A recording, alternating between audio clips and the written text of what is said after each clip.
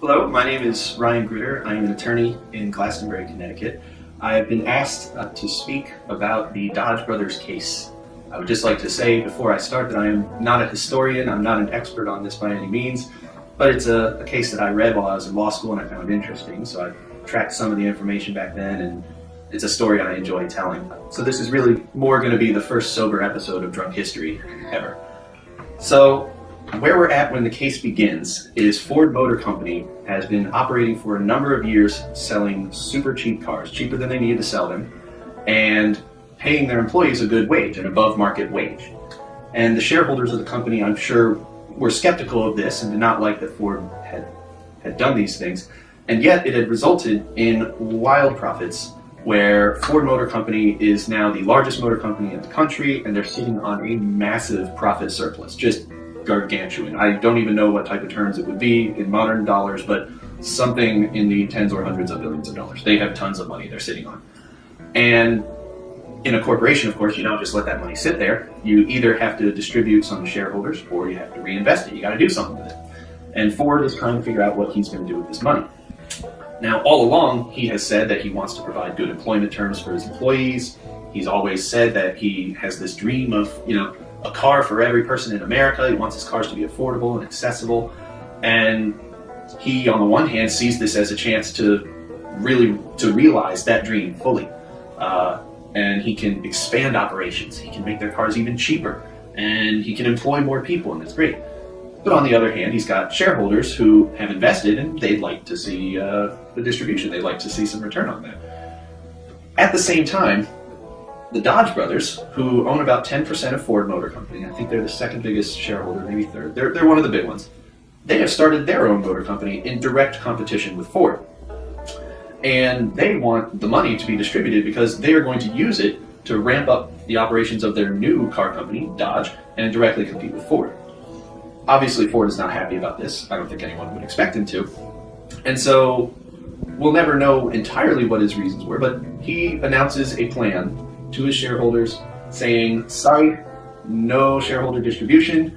I am going to build a whole bunch more plants to make tons more cars. I'm going to slash prices on the cars even further. I'm going to employ tons of people. And guess what? I'm going to give them all huge raises. And this is going to be great. And that's when the shareholders, they don't like this, but at the same time, his first idea worked. We don't know. And so at this point, we'll never know what his motives are. Like I said, it's entirely possible that Ford thought that by doing this, he would just create a monopoly on the motor industry, like Vanderbilt did with trains or something like that. If I could lower the price enough, no one can compete with me. But if that was his end game, why raise the employees' salaries so much? That wouldn't be necessary for that. And so that doesn't necessarily seem like his motive. On the other hand, maybe his motive is just to shake a fist at the Dodge brothers. You're not going to get my money to start a company to compete with me. But if he were to do that, why would he need to slash prices on the cars? All he needs to do is spend down the surplus. He doesn't need to slash the prices on the car. They're already below market. So it does seem like he really is trying to do a public good here. He's trying to realize his full dream of a car for every house and great terms of employment for his employees. Essentially, he was trying to fully realize his vision of the First Benefit Corporation, a corporation that makes profit, pursues profit, in this case, gargantuan profits, but also is concerned with the general public, concerned for the well-being of its employees, nowadays concerned for the environment, not so much back then. So it seems like he's about to realize this dream. He's going to have a benefit corporation. He's going to be probably the largest private employer in the country, and he's going to employ them all on great terms. Wonderful thing, right? Well, not to the Dodge brothers. They want their money so that they can start their own car company. So they rally all the other shareholders and they sue to try to force Ford to distribute these excess profits. And they're arguing that they're passive investors, they don't run the company, they give their money to the company in hopes that he will make them more money. He's obligated to make them more money. To argue that creates a lot of issues, though. Are you going to make Ford a guarantor of his own success? How do you force someone to succeed? You can't do that.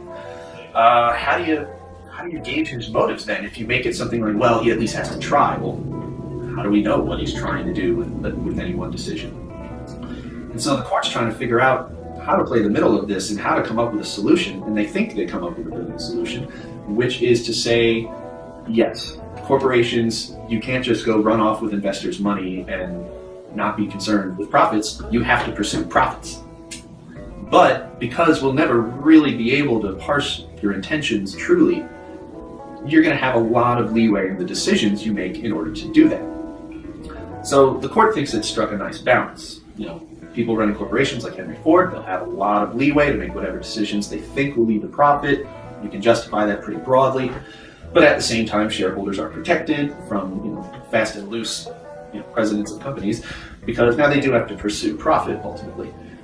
The problem is, the ruling ultimately is that the one part of Ford's plan that clearly has no profit motive, it's the raising of the employees' wages. They were already making a wage above market, and there's no business justification for raising employees' wages like that. You can justify slashing prices by saying, it's increasing demand, that there's a business justification. No business justification to pay your employees even more above market than what you already are.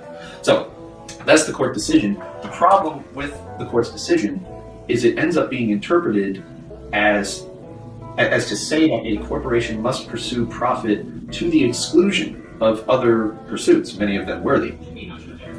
And for many years, that is the landscape. And it's been whittled away at in recent cases. I think in the 90s, there was a case where shareholders sued a corporation because they were donating lots of money to very good causes, to charities.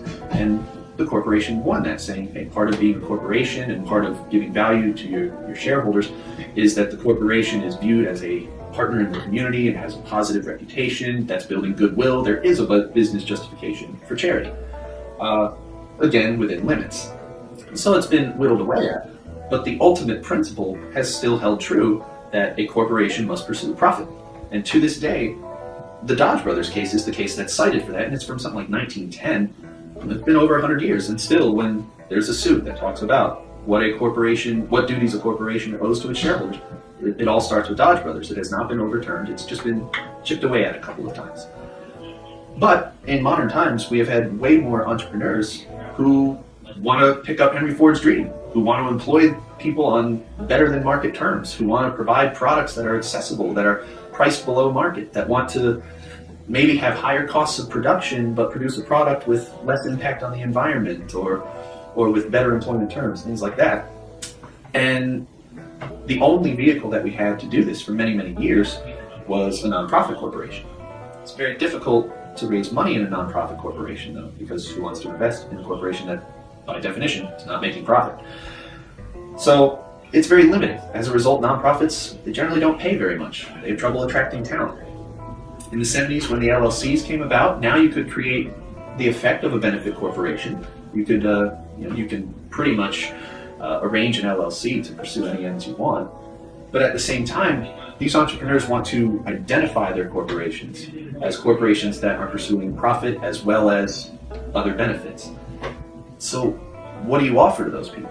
And that's where finally the concept of a benefit corporation popped up fairly recently, and in Connecticut it actually didn't go into effect until the fall of 2014.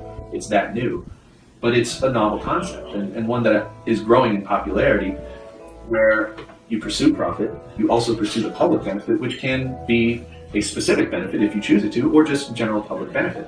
What it does is it allows you to find investors who want a for-profit investment, but at the same time, it gives you something unique to offer those investors. You can invest in all these other companies and you can make profit. You invest in my company, I'll make you profit, and you'll know that our company isn't hurting the environment. And you'll know that our company employs people on fair terms, or even charitable terms. And so this has proven very attractive to a certain sector of investors. And as a result, it's a growing market. And more states are introducing it now. I think it's in over 30 states now that you can form a benefit corporation. It doesn't seem to have signs of slowing. And so it seems like we may have finally come up with a fix for what I would say is the problem created by the Dodge Brothers. And that's why the reason I got asked to talk about this is when I see those commercials with the Dodge Brothers glorifying them as these champions of the American spirit, I can't help but grit my teeth and think what could have been, what the Ford Motor Company could have accomplished if they hadn't wanted to start their own company to compete with it.